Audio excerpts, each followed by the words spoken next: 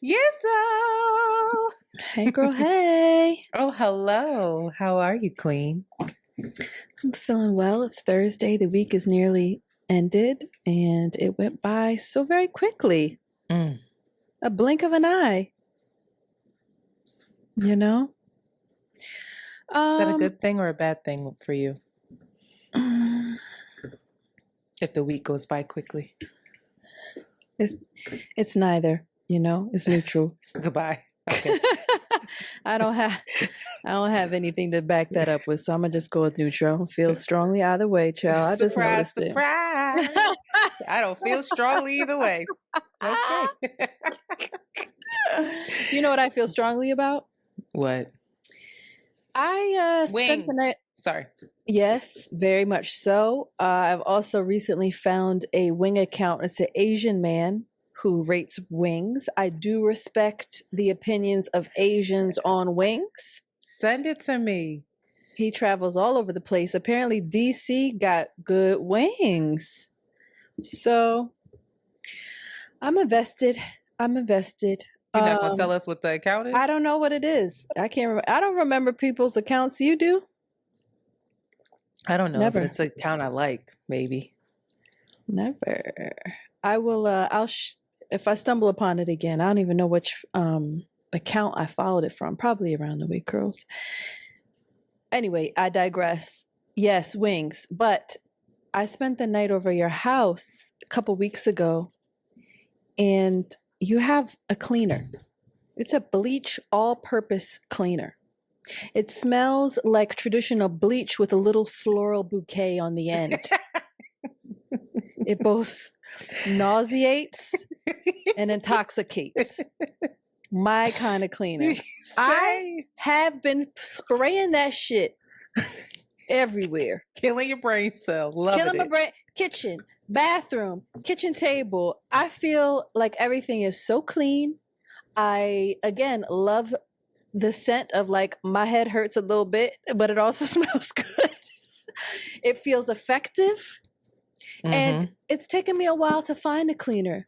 And I could talk about this for a long time, actually. Growing up. What are you about to say? What are you No, I'm just saying, I really can't talk a lot about cleaners and how good this is to find a cleaner that really just does it right. You know what I mean? It's like finding a therapist or like a man that really knows what he's doing. It's like easier said than done, you know? Growing up, we had Ajax. Ajax, great for the bathtub. I love Ajax on that bathtub. Scrub, it gets it done. But you can't put Ajax on your kitchen. Leaves a residue. You can't do it. Not on the kitchen table. Not on the counters. No. Ovens? Never. Only for a deep clean, maybe. This, everything else I was trying to go the natural route. No. Boo. Get the fuck out of here. I felt like it was making it greasier. Very frustrating. Tried to go like a lemon citrus route, like a heavy duty cleaner. Lemon citrus. Oh, geez. Terrible.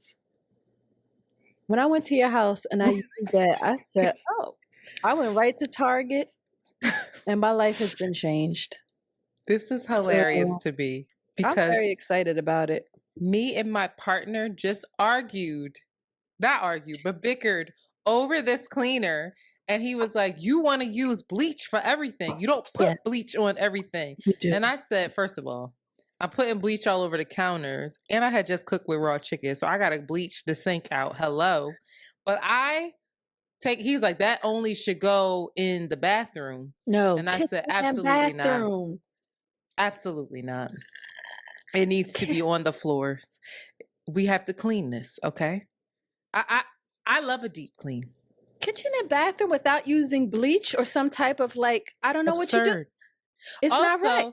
Well, I think what he didn't like, there was a point where I did suggest spraying. There was a mosquito that we were trying to kill, and I didn't know what to do, so I went and ran and got something you could spray, and it was the bleach. Okay. And he's like, "You ain't gonna spray the walls with bleach," and I was like, "Ain't nothing gonna happen to the white walls with bleach."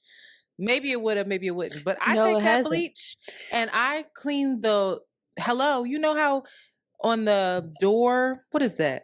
the doors, baseboards, the board not frame. the board frames, but you know how when you're keying into the door and you rest your hand on that part and that's all of a Yes. sudden gray, Absolutely. got to take that bleach to that. Girl, I took it to I took it to my baseboards. I took it to my back. I got a child. You got everything. outlets. Girl, Doorknob. I love it. I love it. I'm killing brain cells. It's worth it. I love it too. Poisoning myself. Jolie loves it. I have a quarter left. I swear. High right now.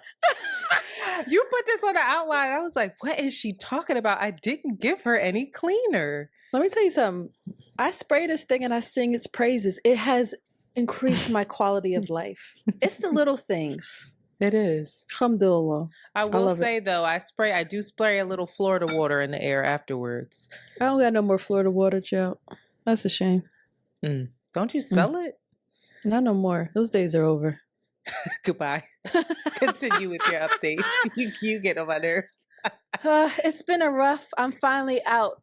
I'm finally out of my dark tunnel. But y'all, as I get older, I have consistently premenstrual insomnia.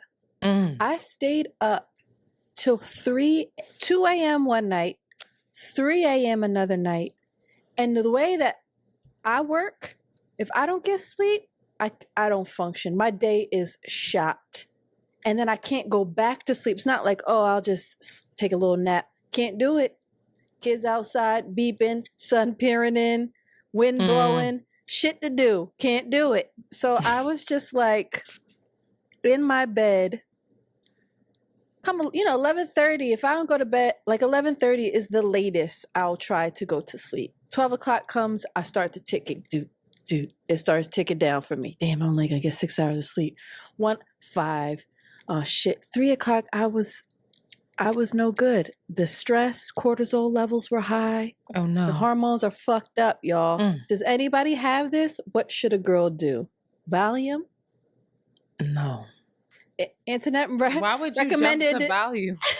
Antoinette recommended a good orgasm. Doesn't work either. It doesn't work. Yes, Antoinette, does. I've tried it and it does not. What kind of orgasm did you have? A really good one? Yeah, I know how to give myself a good orgasm and it didn't do it. So it didn't make you fall asleep. It makes me tired.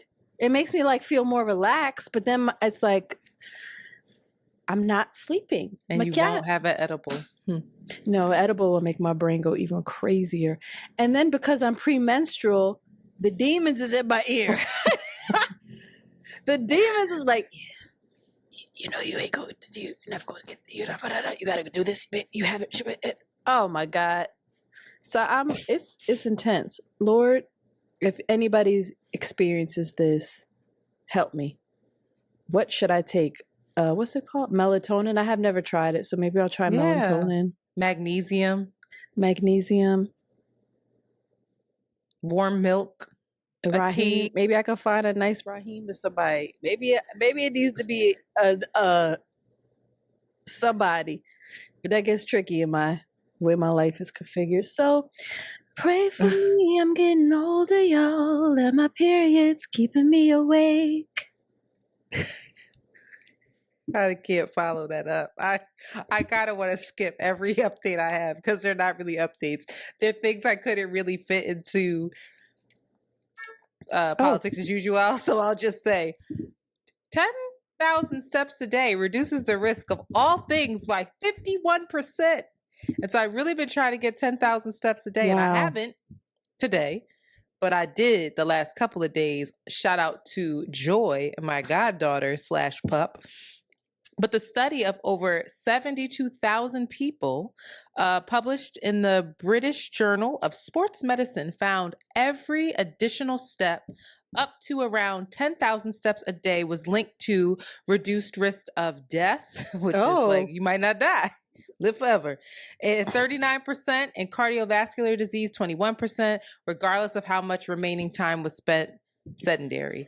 But I kept looking into this and so many people were saying that this is a thing. So we got to walk, y'all. We got to walk. How much time does that equate to? Do you know generally? It depends on your stride. It depends on your stride. But really it equates to when I do 10,000 steps a day, I'll usually look and I've walked 3.5, 4 miles. And a mile is not that far if you're considering all the steps throughout the day. But if you have a handy dandy Apple Watch, it does help track. Also, I wasn't going to say this, but I'm going to say it. If you're on Patreon, you can see something. Oh. This is a bra, okay? This is a strapless bra that is holding me up very well. This strapless bra is amazing. And this strapless bra, and this is not an ad, it should be, it's from Skims. I don't want to support this lady, but somebody put me on, a very notable somebody who has larger breasts than me, and she had this strapless bra on, and that was the top. And I had slid in her DMs real fast and said, sis, please tell me what that is that you are wearing and how your breasts are sitting up so high. And she said, I'm ashamed to say it, so don't tell nobody I said it. And I won't say who it was. But she said it was Skims. And I bought this thing, and this is amazing, y'all. All the large chest girlies. This is the strapless bra that has underwire from Skims.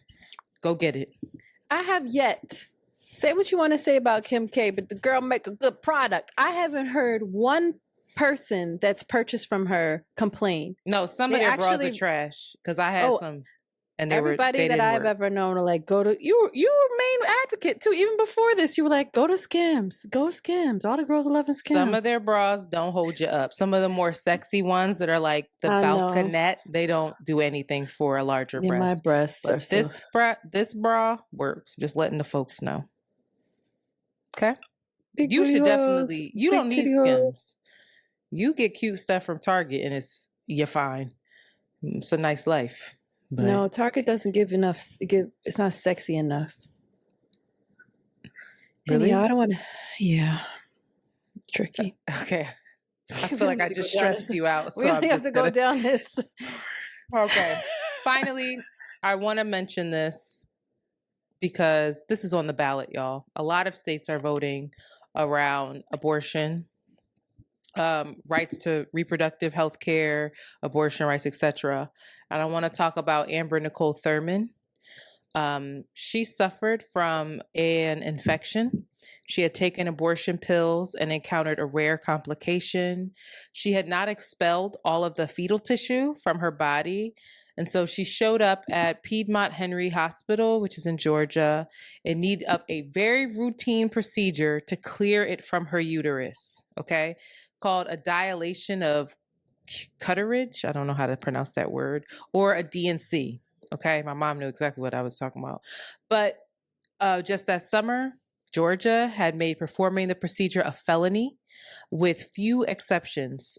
And any doctor that violated this new law could be prosecuted and face up to a decade in prison. She waited in pain in a hospital bed, obviously thinking about her 6-year-old son. As doctors monitored her infection that was spreading, her blood pressure was sinking and her organs began to fail. It took 20 hours for the doctors to finally operate, but by then it was too late. She's 28 years old, medical assistant, and she passed away. Oh my goodness. This is what we're talking about when we're talking about reproductive health care. And a lot of people try to shape it as just, they do this whole shame thing and this promiscuous women want to abort babies and all this stuff. And that is not what these procedures are for. And so it's not a personal update, but it felt personal reading it, especially for that 6-year-old. Her family is devastated. And I believe another woman in Georgia actually experienced something similar, which is god awful. So she should not have died. No. But it also shows, like, I can't imagine being those doctors who now have to deal with this, and like reconcile this, who were scared to face their own kind of penalties. And now they have to figure out how they sleep at night. So I have a anyway. Okay. What? I don't understand. Did they end up doing they finally did But it do was the too late. operations?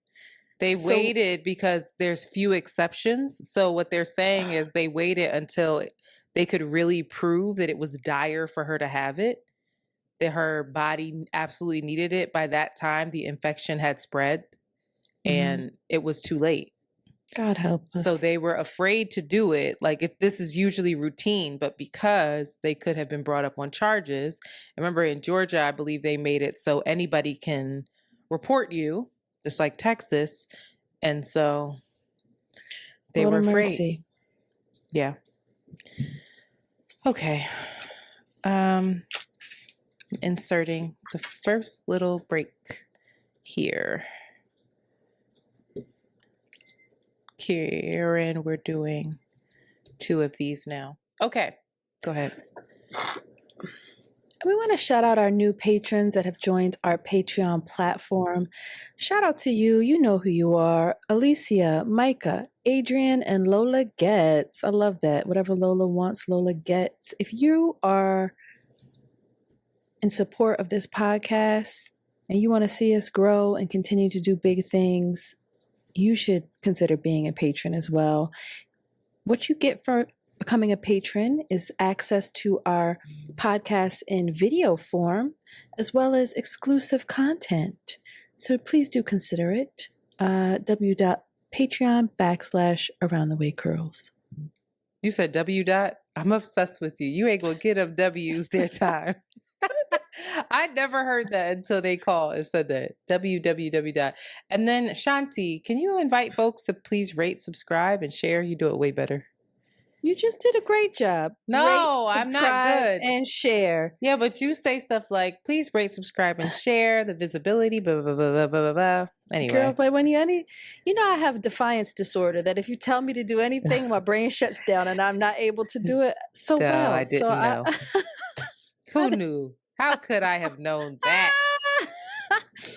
Who knows? But please, any type of engagement that you offer with the podcast in the form of rating, subscribing, commenting, it does us good. It's for a reason, you know?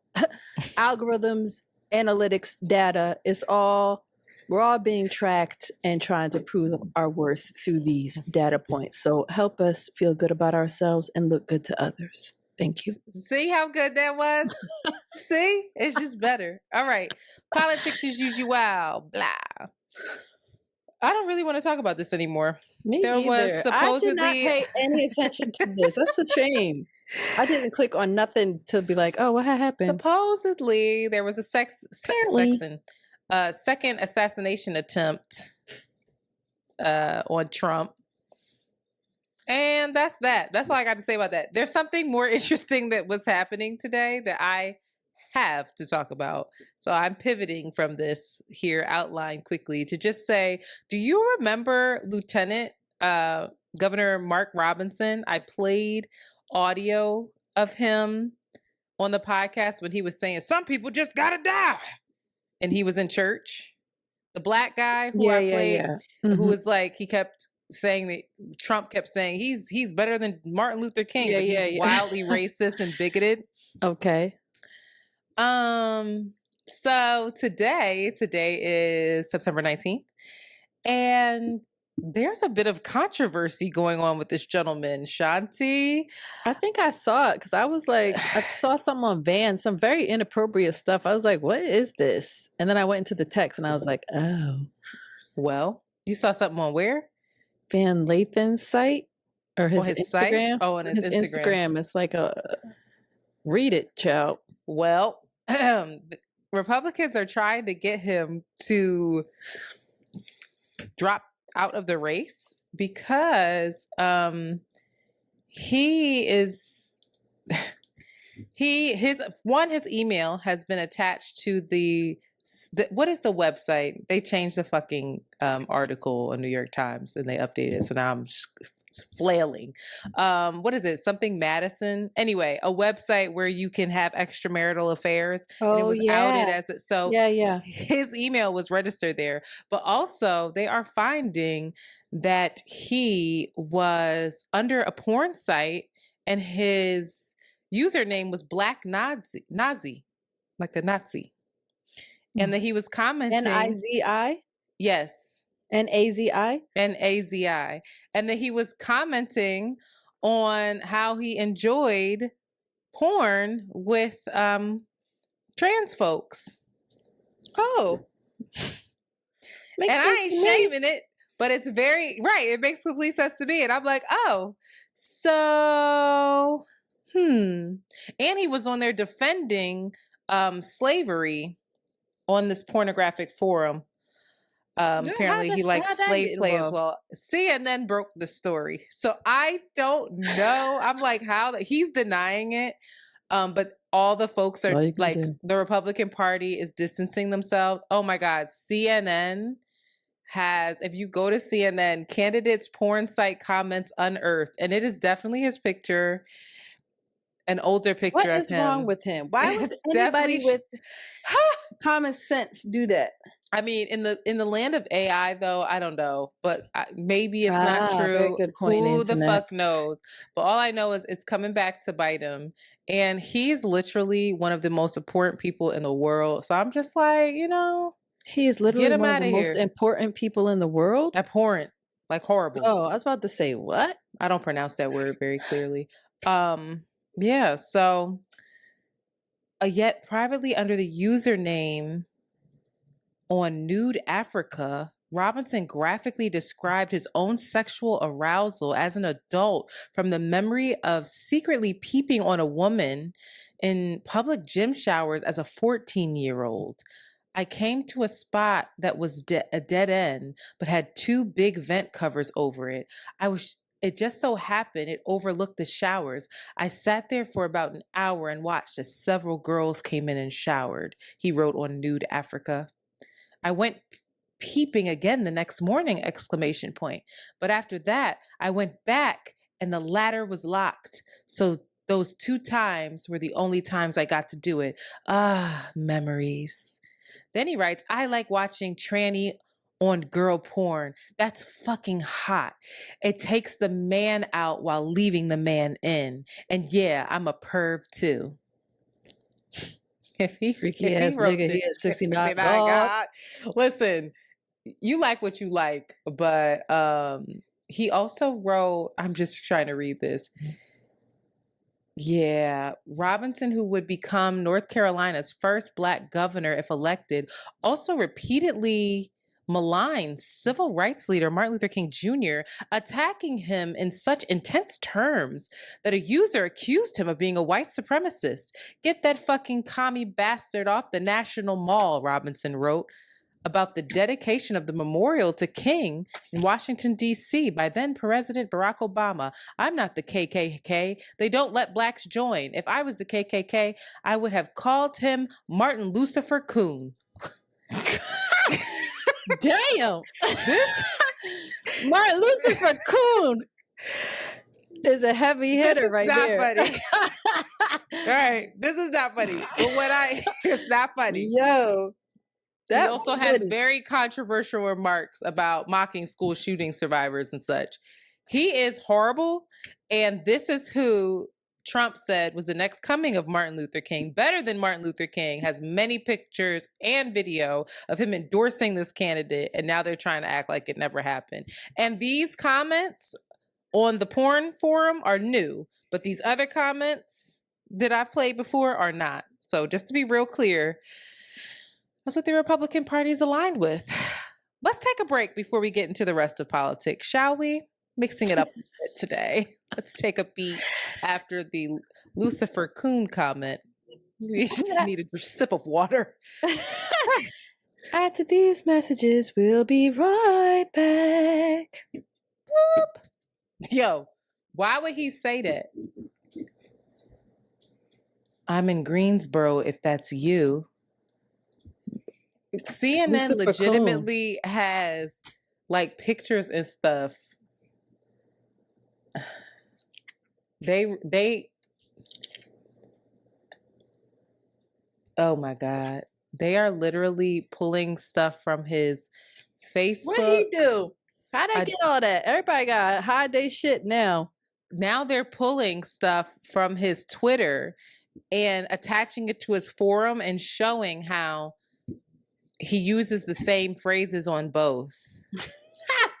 Like they have that wasn't me. It wasn't me. Dunderhead, and they're like weird phrases like dunderhead. What is don't a dunderhead? Give two shakes. I don't know. Frogs fat behind. He uses frogs back. They really tried it with this. If this is not accurate, CNN is going to get their ass handed to them. But this is crazy. Well, all right. You ready? Okay. Stupid person. Dunderhead, just for clarity. Purpose. Dunderhead. Dunderhead. Dunce. Blockhead. Stupid or slow-witted person. He's a dunderhead. How about that? Okay, ready? Mm-hmm. I feel like your mom would say that. I'm sorry. A dunderhead? Like she'd be like, yeah, it's right. You're a dunderhead. I can see her saying that. My mom would just call you a stupid son of a bitch. she is not that. Never mind. She don't hide her things. Mm-mm. I feel like every time we do that, you look down and go into trauma. So let's go. Just start. Shout out to Bad Barbs. And we're back. Israel attacks Hezbollah via explosive pagers and now walkie-talkies. Did they claim it? Did they say they did it yet? Because they're still silent. No, they did. They took responsibility. From what I heard, that they took responsibility from it. Okay, go ahead. I didn't see that break. Oh, I don't know the exact date, but I think it was maybe like 2 days ago that happened. Maybe the 17th and the 18th. 17th. Over 32. It was just a random day. Folks are walking around. 3:00 hits. Folks get a message on their pagers. Apparently, members of Hezbollah use pagers because they were trying to, they were trying to avoid Israel hacking their cell phones, which I guess happened in the past. So they kind of took it back in the day back to pagers. But lo and behold, got him. These pagers detonated and just wreaked havoc and chaos, killing 12 people. And I think one of them was or 32 people, forgive me. And one of them was a young child. Two young children. And this 20 more people died places. today. This is marketplaces, cafes, walking down the street. It wasn't like folks who were in a meeting or in some type of conference. This is just folks minding their business, doing their daily activities, many of which were mixed in the civilian population, that were wounded, overwhelming the hospitals and just causing complete chaos because anybody that had some type of, technology, your phone, a pager, there's fear that, could it be me? Seemingly random as well. I listened to a little bit of a report on this in the Daily, and they're trying to track how these pagers were tampered with. And I think if they tried to track it back to like a Taiwanese company that was like, no, we ain't got nothing to do with it. And forgive me, I'm missing the other company that was like, no, we weren't nothing to do it. But somehow or other, Israel was able to get that these devices were to go to throughout the organization, and then 2, in between them being created and being distributed to folks, tamper with them, and then have them be distributed among them for this to have happened. So it feels like it's long planning. Obviously, they got an op on the inside that made this happen, evidently, and folks are really puzzled. One, I think also what I heard from that report was that they couldn't understand why Israel did this. Like, were they just flexing their muscle and showing what they're capable of doing for fear? Also, with the possibility that it's going to intensify, the fighting between Hezbollah and Israel, as Hezbollah supports Gaza. So just kind of increasing the chaos in this region. And folks are wondering, like, why would they do that? But apparently, they're calculated and they're planning something and they're flexing their muscle. And I think I'll stop right there before I share some of my thoughts. But you have a whole bunch of information here that maybe you want to share before we go into the... Yeah, I wanted to backtrack just in case people weren't aware. I also want to note that Israeli authorities have declined to comment on whether or not Israel was at all responsible for this. But U.S. officials have acknowledged that Israel was behind the attack. Two U.S. officials who spoke on the condition of they spoke out on the condition of remaining anonymous, on the condition of anonymity, to discuss a sensitive subject. Said the Israelis did not inform the United States about the specifics before the attack took place, but told Washington afterwards through intelligence channels. That's via the Washington Post. I just want to backtrack to make sure that people know who Hezbollah is. And Hezbollah is a Shiite Muslim political party and militant group based in Lebanon, right? So Israel and Lebanon have been trading fire for years, but also definitely after the attack on October 7th and the genocide started in Gaza, right? So they're an extensive security apparatus, also a political organization, and also like a social services network. And they've fostered its reputation as a state within a state. So like Lebanon has a government, but then you have like this Hezbollah group that's like also really running shit. And Hezbollah came to be out of the 15-year Lebanese civil war, and this war was where the Muslim and Christian population, they vied for like control and power. And so Hezbollah is Iran-backed. They're an Iranian-backed group driven by its opposition to Israel and its resistance to Western influence in the Middle East, right? So they can't stand Israel, they can't stand the U.S., and they're definitely having the backs of the Palestinians. It's not clear to me in my research of whether the people in Lebanon are aligned with Hezbollah. The same way it's not super clear whether or not the people of Gaza are aligned to Hamas, but they are a ruling power there. So in these attacks, and I want to be clear, like the first day was pagers, right? Pagers are on the hip. And the craziest thing is that they sent messages to these pagers. So people were reaching for it, looking at it, whatever, and it blew up.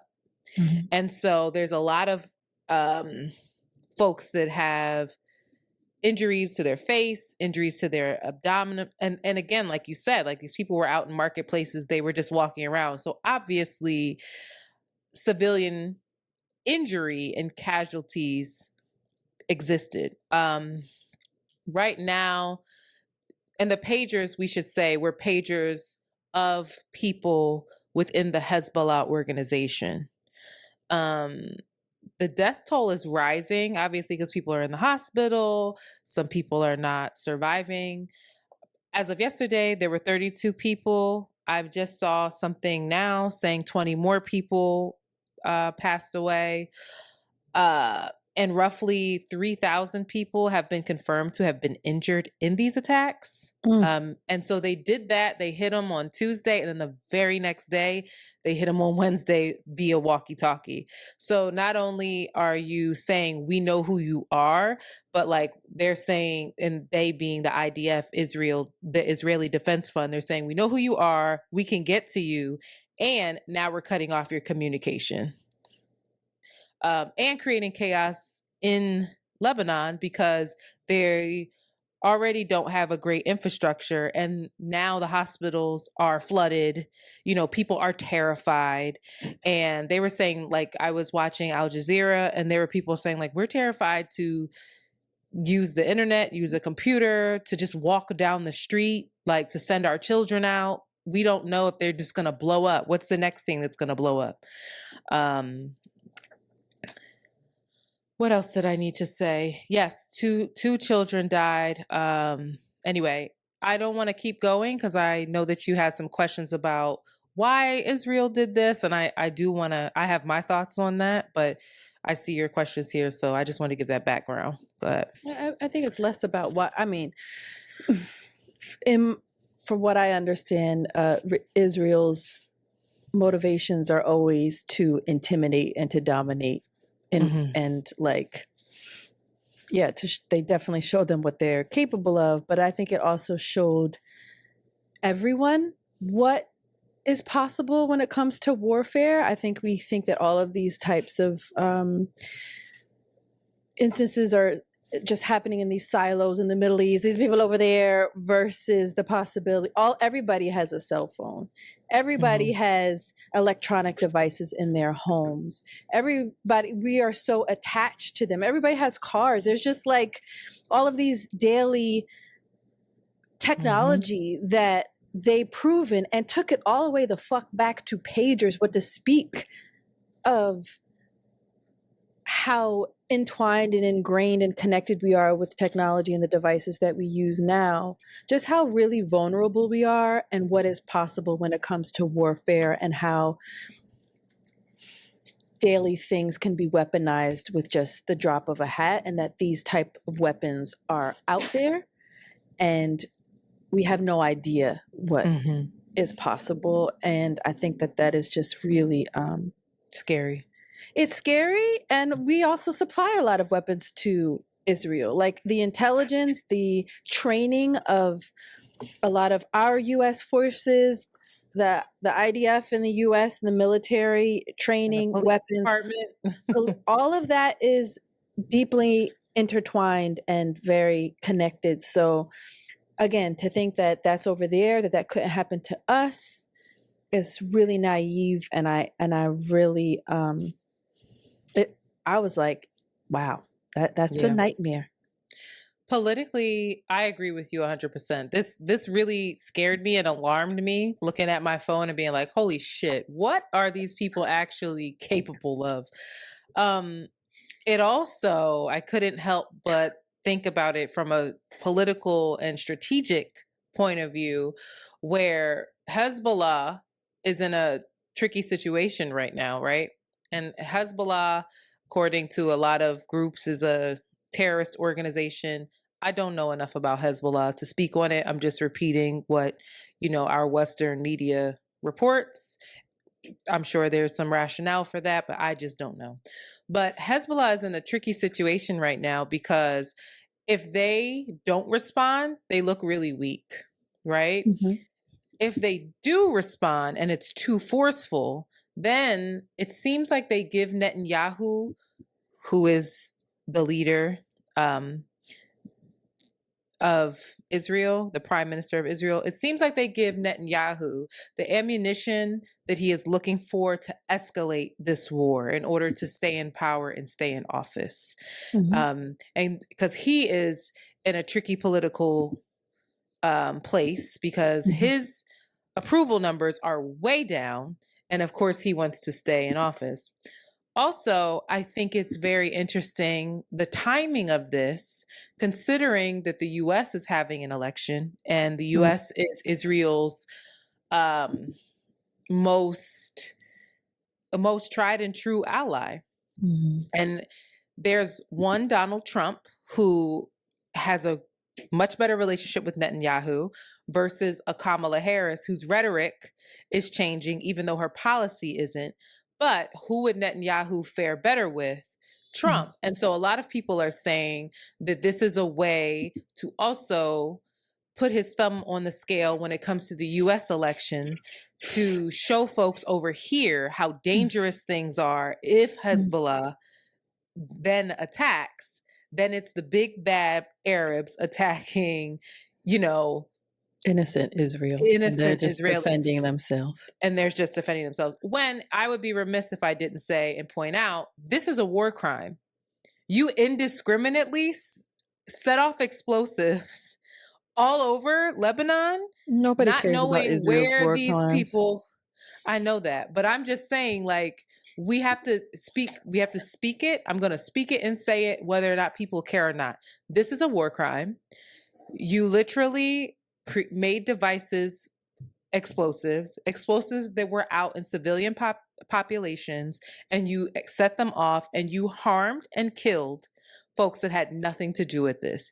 It's a war crime. It's a war crime. It's a war crime. Netanyahu is a war criminal, period, point blank.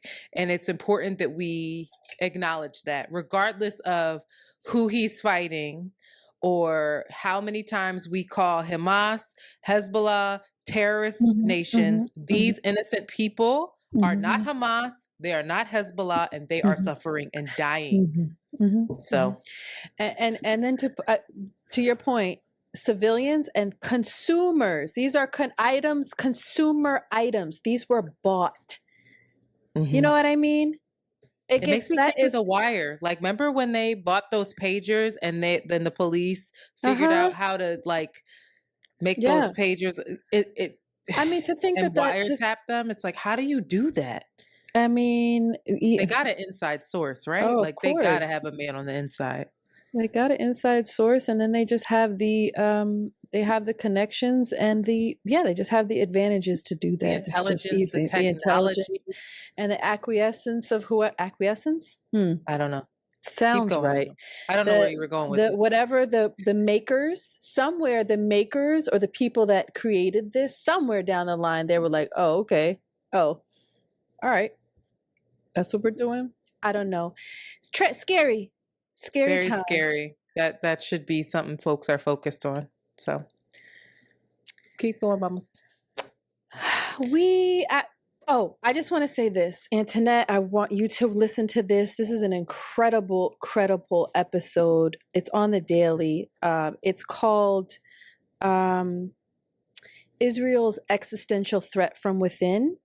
And I think, it's not necessarily from the point of view of the Palestinians' experience. It's actually a point of view of what is happening within Israel and the divide that's starting to happen within the population, and how the radical right is having free reign to do what they want on top of their religious beliefs that the government also supports, and the fracturing that's happening. It's brilliant. It does a great historical context with, the history of Palestine and what happened with Palestine, as well as the motivations behind how and why that happened and why it continues to happen. I just enjoyed it very much.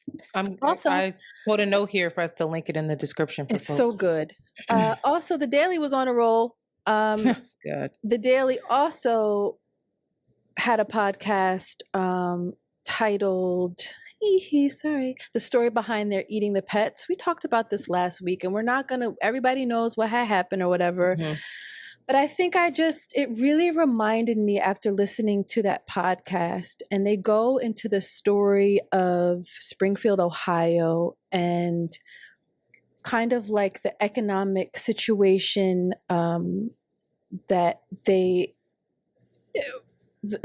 many different situations that made for this to be combustible, or made this tension between the new immigrants and the existing folks there, that the tensions to be so high. And it has a lot to do with having no jobs and then having lots of job opportunities come in. And then most importantly, not having the resources to support all of these people, the old residents, as well as the new Haitian population that has come in. And kind of like the mindlessness of, and I don't know if, again, if all of these, it's assumed that all of these folks are illegal, but I don't think that's true. But just kind of like, they're not. But they're not. The way that they've sought asylum and they were granted asylum. Ugh. The way that these folks that have granted the asylum have not really thought about the consequences of that, mostly being housing issues, where the price that, one, there's not housing available to the residents that were there, and the housing that is available this price has increased tremendously where they can't afford it, whereas the Haitian population are able in their community to live together. There's 3-4 families supporting each other, so they can 3-4 incomes, right? Incomes. They can handle, a $2,000 rent versus a family that's been there for a while cannot handle that. And so the tensions arise, and these stereotypes and these awful racist tropes start emerging from a very real concern. And I didn't quite understand that. And I don't think that mainstream media is doing the best job of telling that story. But it really made me think of Origin. And for those around the way Curl listeners, Origin is a story from Ava DuVernay about this journalist author that is trying to explore this very situation. Is it racism or is it caste?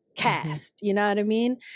And in this instance, what we're seeing is that what's really happening is there is a class and resource and financial disparity and neglect that's happening in this town that is being we're being distracted from. And most importantly, the people that are being most affected by it are actually not given the tools to really understand what situation they're in and what possibilities and power they have in changing it. And they're just easily falling into this trap.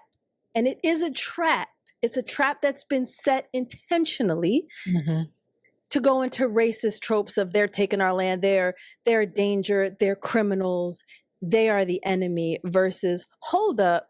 Why is it that these property owners, why are there no type of legal political measures to create rent stabilization or rent control? What can we do to gather together to make these political changes in our country so that everybody can have the resources that they need?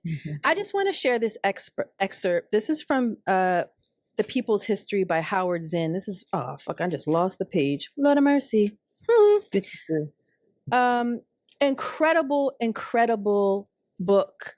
Jolie's reading it for kids and her mind is just blown. And I'm like, yay.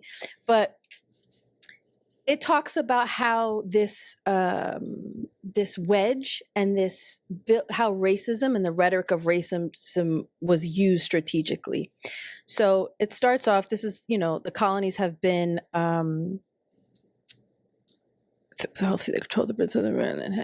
the colonies have been established. So here we go. So you have the native Indian population there.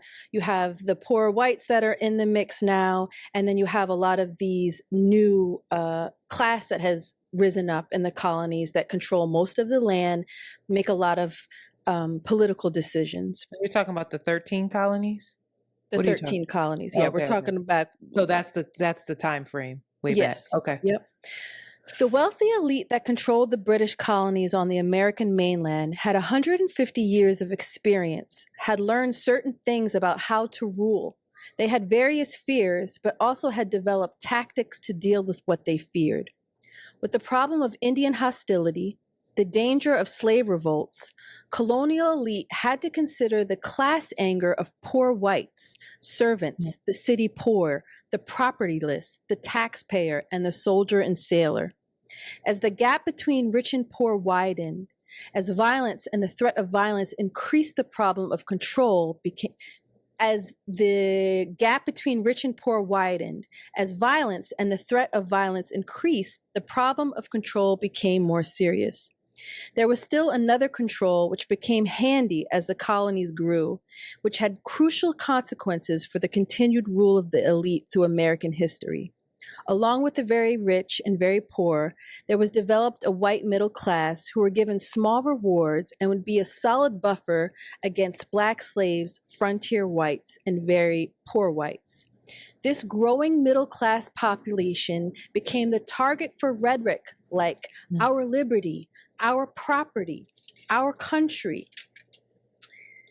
To call them the people was to omit black slaves, white servants, displaced Indians. And the term middle class concealed a fact long true about this country, that as Richard Hofstadter said, it was a middle class society governed for the most part by its upper classes.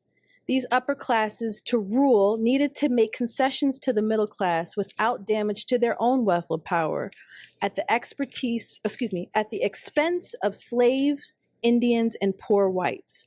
This bought loyalty, and to bind that loyalty was something more powerful than even material advantage. The ruling group found in the 1760s and 1770s a wonderfully useful device. That device was the language of liberty and equality, which could unite just enough whites to fight a revolution against England without either ending slavery or inequality.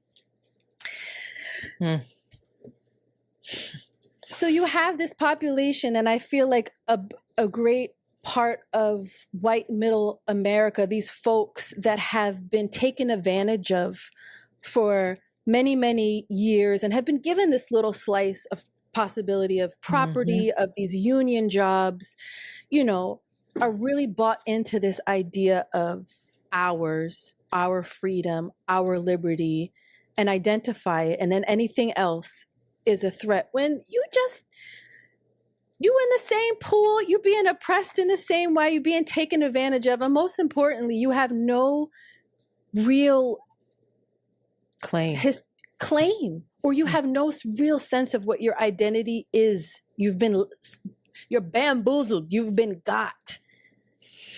And the way that this played out, and the way that the Daily so brilliantly shared this made me so mad, because this greater conversation has been just reduced to racism and xenophobia in the media, when it's a much deeper, richer fucking conversation. And you cannot think that that's not intentional. And it makes me sad and frustrated. And I want everybody to listen to that episode so that it can kind of deepen the complexity and the real issue of like resources, wealth distribution, and most importantly, community and collective resistance. If all those motherfuckers got together.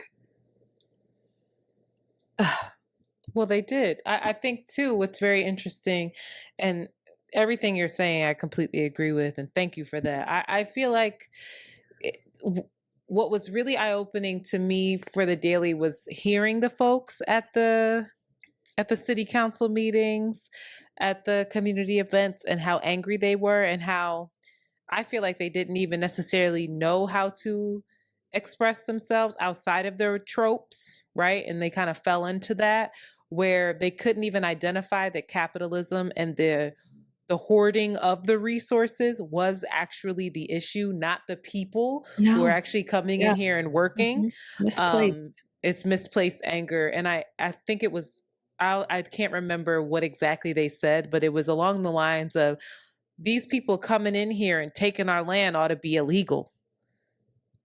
And I just thought, what? What? Huh? and like taking it was so interesting to hear them. And I think their point of view and their perspective, while I disagree with their conclusions, right, and the way that they're thinking, their very real issues Yes. they're real. Valid. They're valid. I be They're pissed valid. too. The fuck? They're valid. They're struggling. So yeah, I think it's yeah, it's definitely worth the listen. I think you handled that. I don't have anything to add. There is a clip, but I don't think we need to play it. It doesn't really lend itself to this that I had. So go ahead. Well, it does, because I know the clip. But there, What if you clip? guys want to even go deeper, I think I know the clip that you're talking about. But Okay. the clip I think is talking about the history of. Yes. Maybe you shouldn't. It may take you down another rabbit hole, but maybe it won't add to it. But what I got from that clip is that there is a historical reason why Haitians are coming here that has everything to do with us. American influence and destabilizing them. Mm-hmm. Shout out to my Haitian friend who recommended that this article be read. But everybody go to the New York Times if you have the time. They even have it in audio version because it's quite the read. But it's called, the title is "Invade Haiti, Wall Street Urged, the U.S. Obliged." And it just goes into the history of the U.S.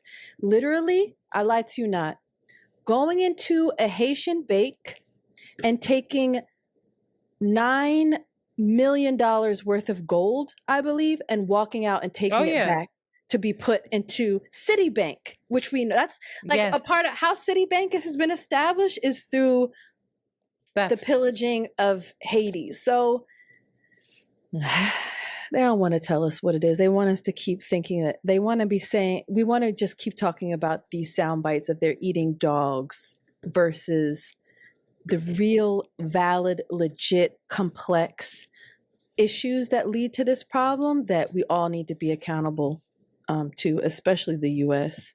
Shame on us. You want to move on? No, I am. I love when you're into it like that. No, it makes me so sad. It really does. It takes the wings out my sail. It can also activate you, you know? It can also be something where you're like, nah, we gotta do something. We gotta figure something out because this ain't it. And speak truth to power. I mean, that's kind of what that clip embodied of like, nah, truth always wins. But how are you as journalists?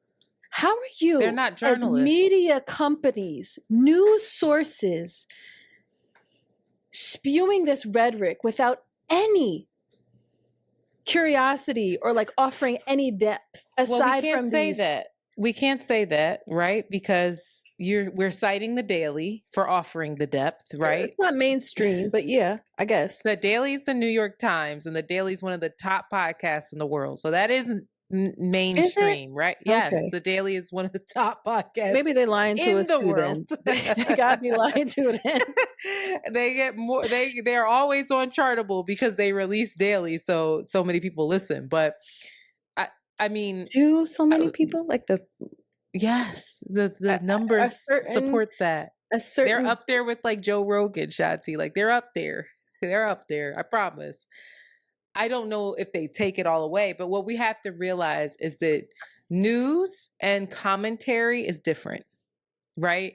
You turn on a CNN and you sit around and you watch these people talk and go back and forth on like the hot topic, and they're not reporting the news. They're offering their opinion.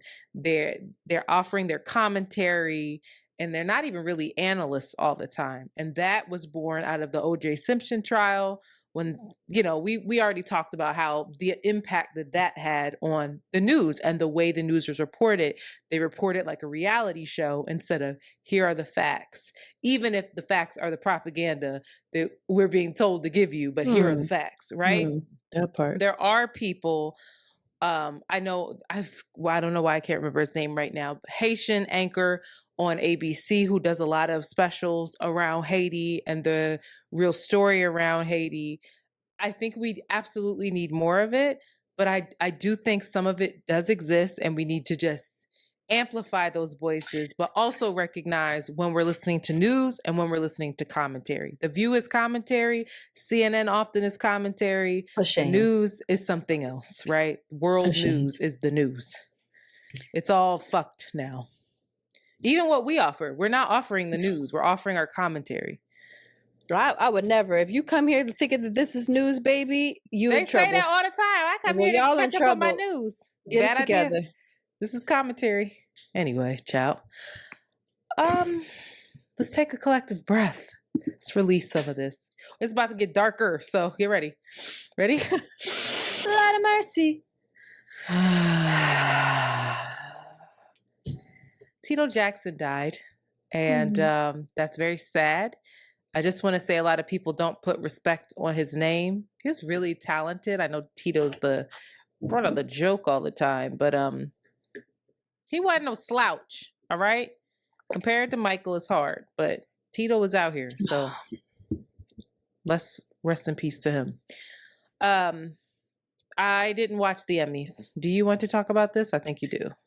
Did you watch the Emmys? No, I'll never watch them. I just been looking at the fashions. Shout out to Lisa. You sweet being, I apologize. Lisa Colonzaya. She is one of my favorite characters from The Bear.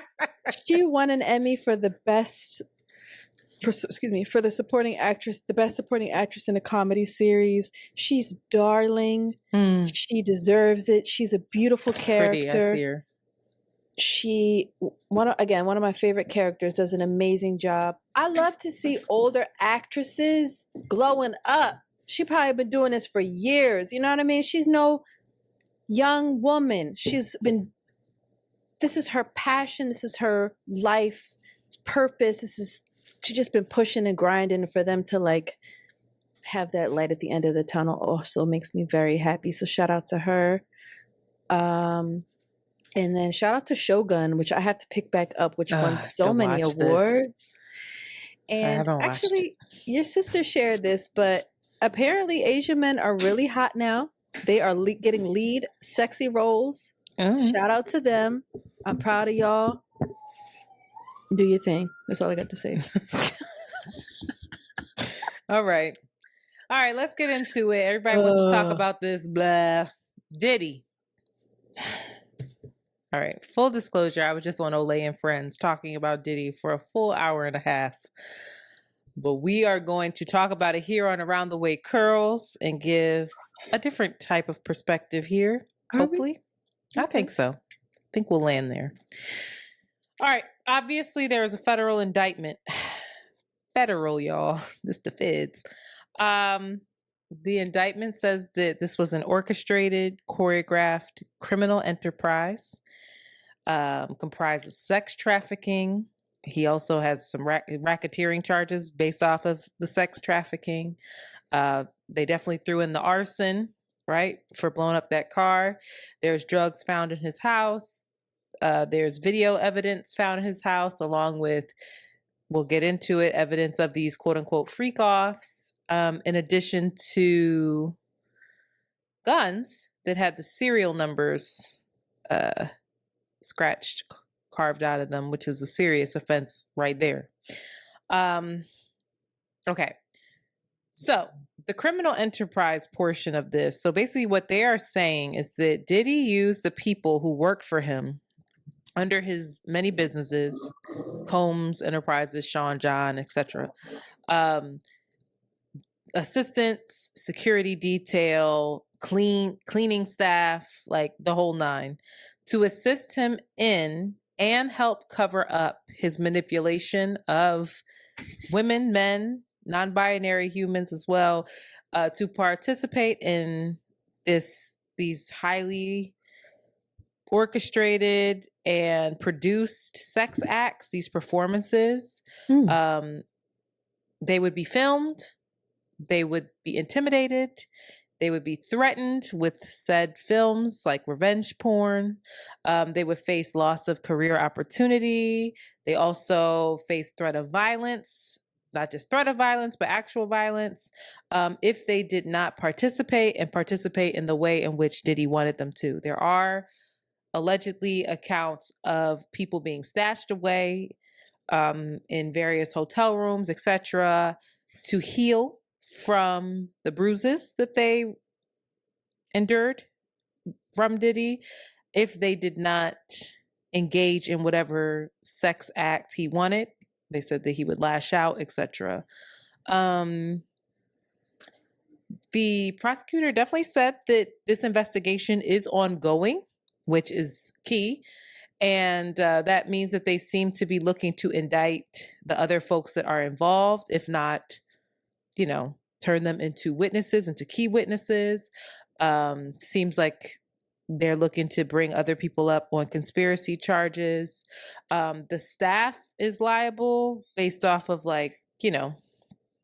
the way that they're describing it is that these people would go, they would set up these hotel rooms, they would break down these hotel rooms, they would clean up the hotel rooms to mitigate the damages, mitigate the evidence. They would help intimidate folks, they would help stash people away, they would buy flights, they would arrange for drugs to be there, the whole nine, right? Yeah.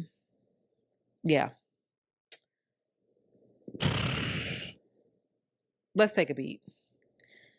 Well, no, I can keep going. A lot of this came to be from the evidence that was seized from his house.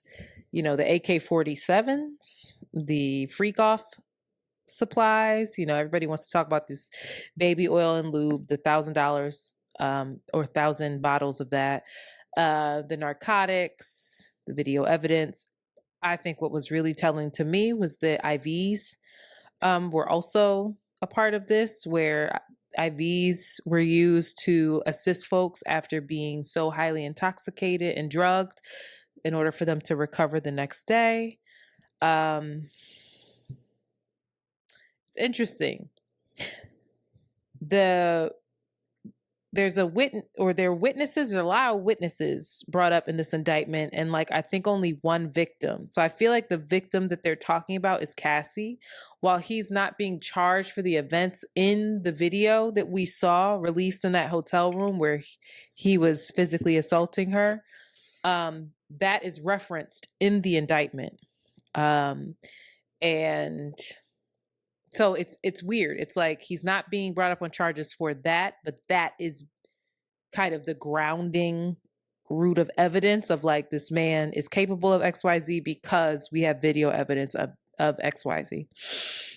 Diddy's lawyer, they are arguing that all of these people were consenting adults. They weren't coerced in any way. They weren't intimidated in any way. They all wanted to be there. They're saying Diddy is not an ideal human. He's made mistakes. He's guilty of cheating on women. He's guilty of, being a sexual deviant, let's say, right? But that he is not a criminal. And we're going to get into that. That whole sexual deviant, because that is key in this case. Diddy was denied bail, $50 million he put up, plus his kids' passports, his passport, some money on his mama's house. He knew this was coming. He was prepared. He offered to wear a GPS ankle monitor. Then on the bail appeal, he offered to stay away from all women. They still denied him, etc.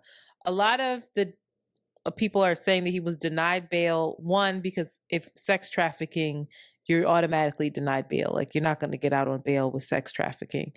Two, that he was tampering with witnesses. They said that he called, obviously Dawn Richard also filed a civil suit against Diddy earlier, and her bandmate, Kalena, she came out shortly and was like, that's Dawn's experience. It's not necessarily mine, whatever. And that was after Diddy apparently called her 54 times. Whoa! Which is something that seems to track with him. When he wants his way, when he wants something, he doesn't stop. Also, lots of CEO of music companies, I don't know the other two, but Kevin Liles specifically stepped down all of a sudden the same day this indictment came out. Liles has been with Warner, since 2004, which formerly housed Diddy's Bad Boy Records. He's been a vocal defender of Puff's. He Why he look like Russell rejected all Simmons? these. They all do. He looks just like Russell Simmons. I was like, these white people got them confused. No. And so I'll stop there. That's why Russell Simmons' ass is in Philippines, because they can't touch him. Yeah. Oh, Indonesia. He's in Indonesia. Little sneaky ass. I'm going to stop there because I want us to talk about that. I want us to talk about couple things. The questions that I have is, what are your thoughts on this? What are your thoughts on the actual possibility of him going away to jail? What are your thoughts on the folks that were complicit in this and also helped facilitate some of this? What are your thoughts on the witnesses? Some witnesses, Dawn has said Neo and Usher were witnesses to Diddy punching Cassie in the stomach during a dinner and needing to leave. Like, let's start there with that. From what I understand, Cassie's case is closed. She got her money. He can't be further charged for the incidents with Cassie, correct? Cassie's civil suit, yes, is closed. But what can happen is that they can use the video evidence of him abusing Cassie and her witness testimony in this case, which Will she be a witness? We don't know. We don't know. But they have definitely cited that video numerous times and referenced it numerous times in this indictment. I think this is a public hanging of his position, of his he cannot continue on the way that he has, and he cannot ever be seen the same way. I don't know that. I think it is I think a lot of these things did happen. I think he has been a manipulative, abusive monster, but I don't know how they're going to approve that these weren't consenting adults, and that, you know, it's a lot of he say, she say. You punched me. Get Usher in here. Did he punch him? I don't remember. I was like, there's all of these really, it's going to be really hard to get the evidence to prove some of these cases, aside from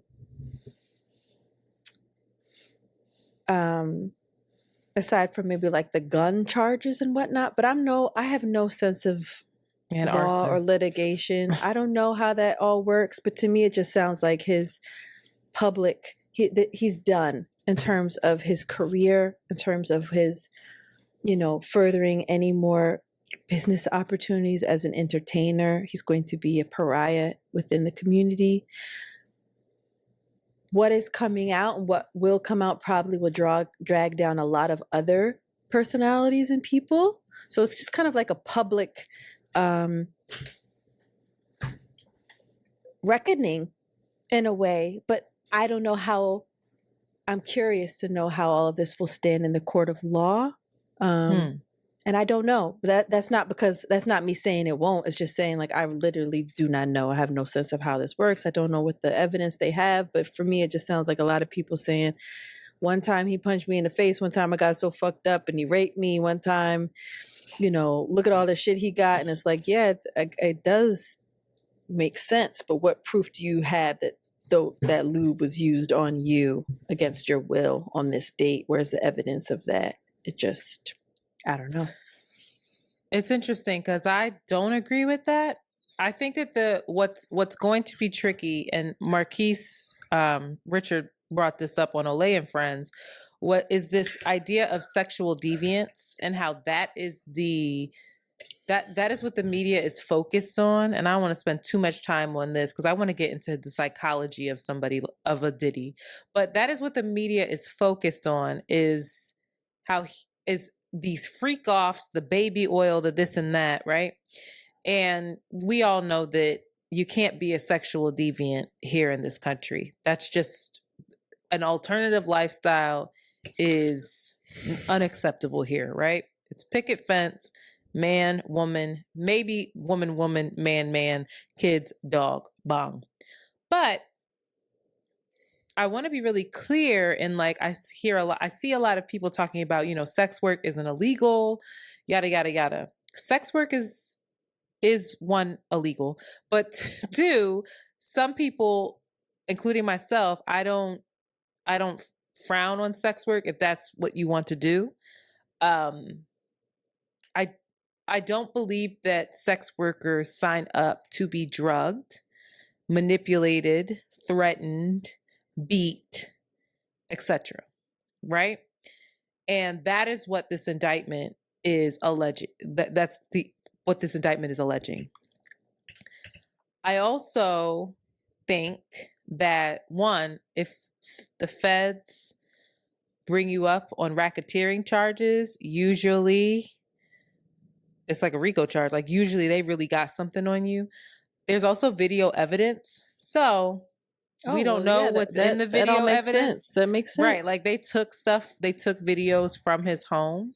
Sure. And also, I don't know if there's enough witnesses. Like, it depends. Does he take this to court?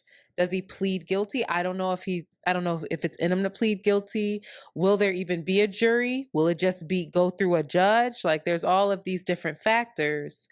But the fact that they also have evidence of him tampering with witnesses, that doesn't look good for him. That makes it seem like you have something to hide.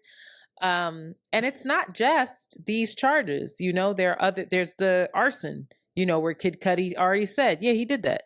There's the video that doesn't help. And the fact that he has lied so many times before that video came out. A lot of people think that the feds had that video and were sitting on it, and that they released it after his son put out a diss record against the feds. Like, y'all pulled up into the wrong house. And they was like, oh, for real? Here, and released it. God, that's like, crazy, some people think theory. that. Some people think Cassie provided the video to them. Who the fuck knows? But I feel like where there's smoke, there's fire. I feel like Diddy absolutely does jail time. Absolutely. Oh, wow. Okay. Yeah. I think that we are going to see heads roll. I think that we're going to see some of our favorites. Some heads roll. I don't know. Heads. Not all. Not all. I think we're going to see some of our favorites implicated. I think it's going to get really, I ain't going to say no names. I think it's going to get really uncomfortable. We know how many people went to Diddy parties. Jay was at Diddy parties. Beyonce was at Diddy parties. Jessica Alba was at Diddy parties. Not Usher, Jessica Alba. Nia, Joe Budden. It's not lost on me that apparently Joe Budden went on vacation this week. And all of a sudden, all of this comes out. It's just all very interesting. And he had reach. And so, I mean, Charlemagne I kind of agree with him, where he was like, if you participated in a gangbang where a whole bunch of people were intoxicated and couldn't consent, because that's the other thing. We have to define consent. We're all saying people are consenting adults. If you are high and drunk out of your mind, you are not a consenting adult, according to the law. And it's tricky. But this seems like this is the culture of, I don't know if this is new, that Diddy was the only person. Maybe he did it big, but I don't know that in Hollywood and the music industry, this is the first time that people got intoxicated and had. We're not just talking about getting intoxicated and having like a party orgy. I don't think that this is the first time that happened. I just don't. I just want to be clear what we're talking about. We're talking about people being laced with drugs, not knowing. There's Tiffany Red just came out and talked about, she worked on Cassie's second album. She's a songwriter. She's been talking about Diddy and how working with him, she took a puff of some weed and realized that it was laced and couldn't remember what the fuck was going on. We're not talking about people just like at a party partying. We're talking about him. Like, one, there's also allegedly underage people involved in some of this. Of course. So that's another issue, right? Of course. And then you're bringing drugs across state lines. Like, yes, we know that in Hollywood, parties happen, people get high, whatever. Not whatever, that happens. But I think that we're losing sight of the fact that we're talking about coercion, manipulation, rape, Yeah, rape. physical I think it's just like abuse, yeah. right? Like you being in that room and saying, no, I don't want to do that, and him beating the shit out of you, or saying, no, you have to, or you're not going to have a career, or no, you have to, or the bankroll is over, or, and that's what they're saying, is that he would find people, put them up in hotels, give them a lavish lifestyle, and then be like, if you don't do X, I'm taking it all away. And so I believe it 110%. I don't not believe it, right? 110%. I also think it's interesting too, not interesting, but it's not lost on me that Cassie wanted to settle this privately. Why? And when you think of that, well, I think it's very interesting on when I'm considering him. She wanted to settle this privately, probably because she's being re-traumatized, and also this is far more than I would want anybody to know about me, right? That I was being gangbanged and everything the fuck else, right? And that video coming out, she has children. She's got a husband. And also the husband can be a witness because he's the one that helped her get out of Diddy's hands, right? So the fact that she wanted to settle this privately, and he said, no, fuck you, I'm not paying you. She's delusional. Go ahead, put it out. I don't care, right? Or he didn't believe that she would actually do it. And then on top of that, he didn't believe that anybody would believe her. He believed that his rebrand, his love, right? His saved new narrative was going to protect him from all of this, which is, I think, incredibly sinister. Like, and continue to call her a liar until that video came out, and it forced us to listen to what she had to say. And even then, he only admitted to that one time, and not sexual violence. That was a dark time, right? He went and got therapy, but all of these other people are alleging these other things. I also see, I'm not going to talk about Boosie because I don't have time for him, but I also see people talking about, like, it's not illegal to be a freak. Again, we're not talking about being a freak. We're not talking about an alternate lifestyle.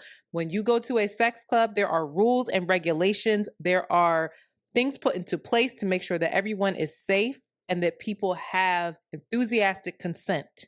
That is an alternative lifestyle. And if you don't understand the difference between that and rape, I need y'all to figure it out. People are saying that he should have bail based off of R. Kelly. Who's saying this? DJ fucking Envy on The Breakfast Club, which is one of the largest platforms in the US. Based off of R. Kelly, based off of Harvey Weinstein, even Cosby, that he should have been granted bail. He doesn't think that Diddy's going to get off scot-free or that he's okay, but he's like, in the letter of the law, he should. Listen, he didn't.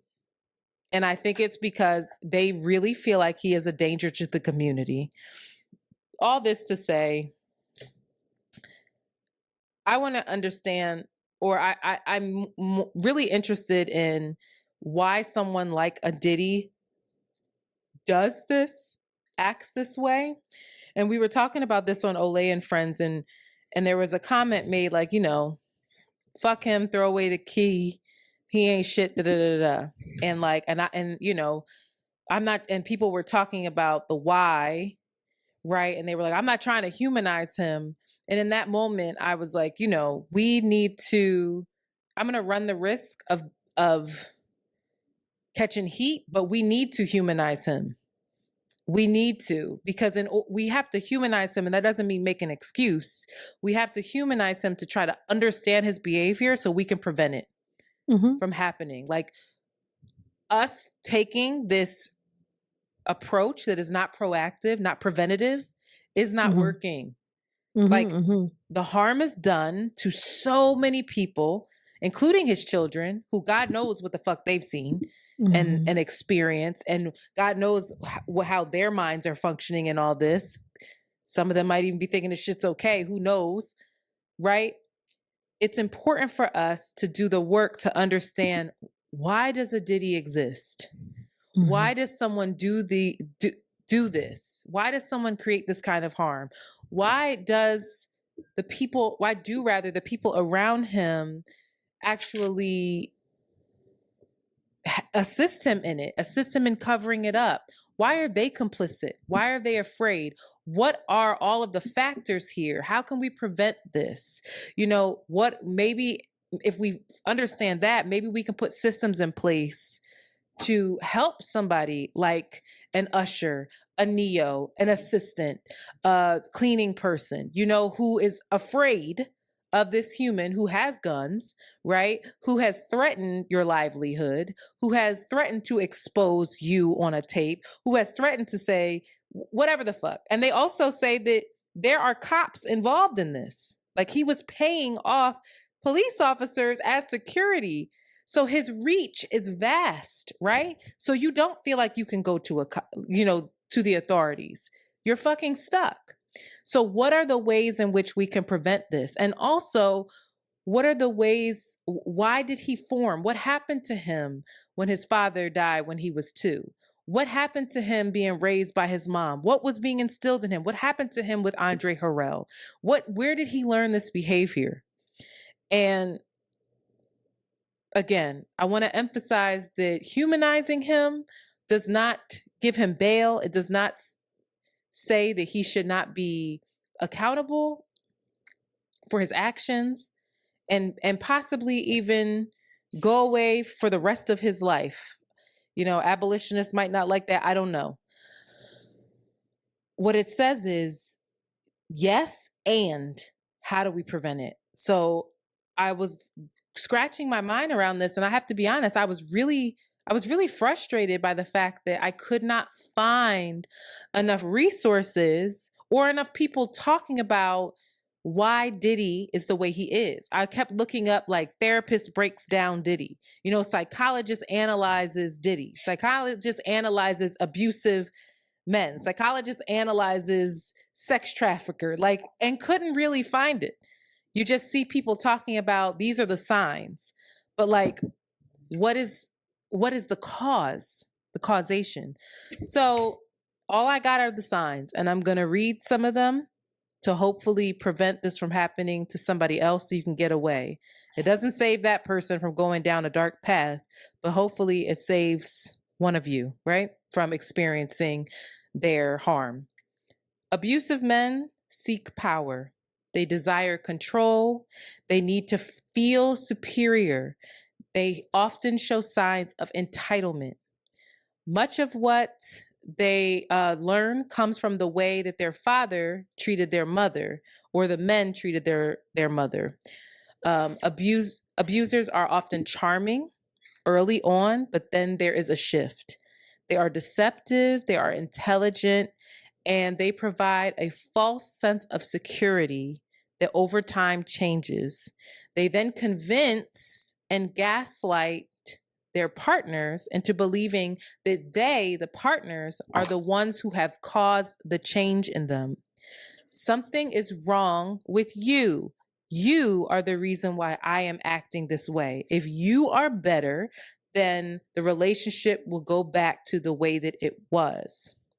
They're also very charming, which is why so many women struggle to even, women and men and non-binary folks. I'm just reading this from this perspective of Diddy. He abused multiple people. So many people struggle to realize when they're actually even being abused. They also love bomb and get serious way too quickly. They're often overly generous because they're trying to own you and create a sense of indebtedness in you. So these are signs to look out for.